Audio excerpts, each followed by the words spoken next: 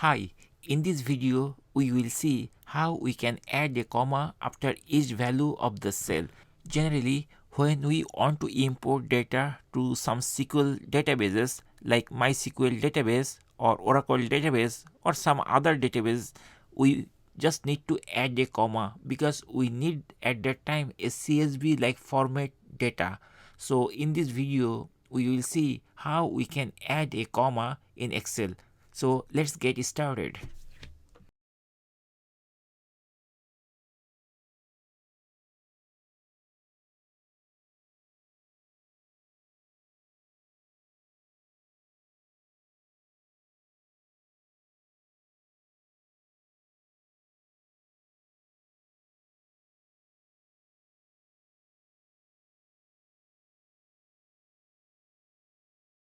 After that we have to put a quotation mark and then we have to type the comma and finally the quotation mark again.